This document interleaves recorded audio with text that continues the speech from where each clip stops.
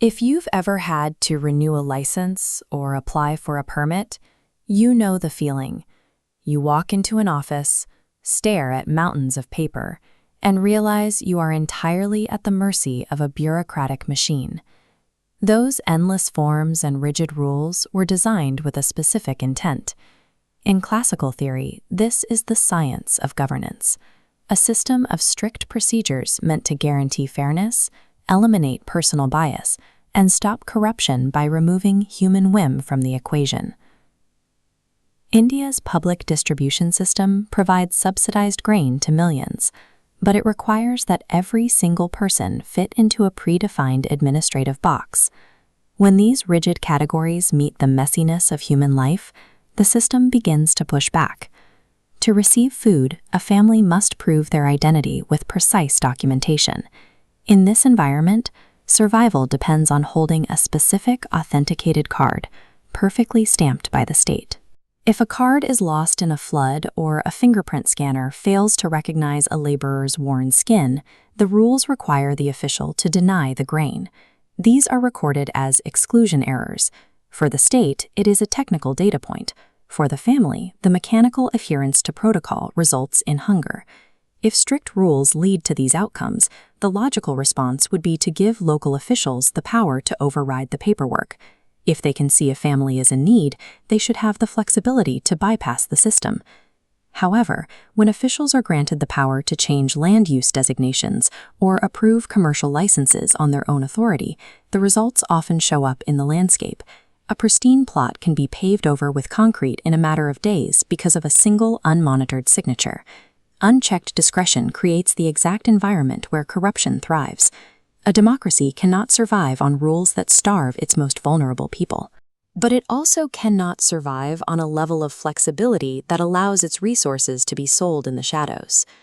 Contemporary administrative theory suggests that governance is an integrated discipline, requiring the layered application of both structured rules and human judgment. This is tested daily through MGNREGA, a massive rural employment scheme. The program operates under a highly scientific framework of wage formulas and rigid central budgets. While the rules are the same across the country, the actual success of the scheme changes once the policy hits the soil. Some regions flourish while others struggle to provide work.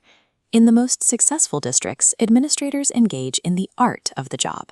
They negotiate with local councils, adjust schedules to match the local harvest, and assign tasks based on what the community actually needs.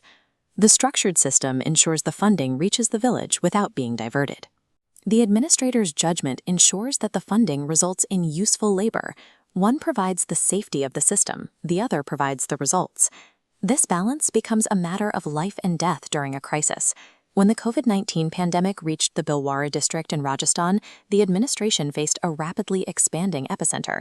They immediately deployed the science of control, enforcing ruthless containment zones, border lockdowns, and aggressive contact tracing. Simultaneously, they moved with extreme flexibility. Officials decentralized their command structure so workers could make split-second decisions.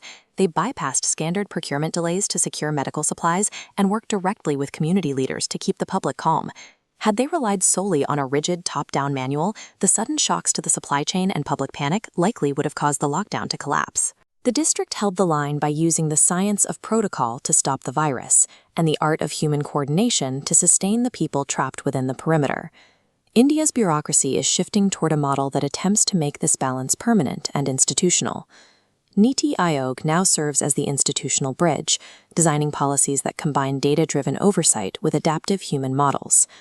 The Aspirational Districts program is the primary example of this shift in action, targeting the most underdeveloped regions in the country.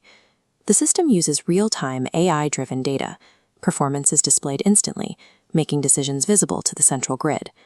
This high oversight removes the secrecy that allows for corruption, granting local officials a wider radius of freedom to innovate and solve problems. This technology provides a digital guardrail. It doesn't replace the official. It creates an environment where it is safe for them to use their own judgment. Modern administration relies on the cold precision of data to maintain accountability and the warmth of human intuition to meet local needs. Success in governance is found in the discipline of using both, in the right measure, at exactly the right time.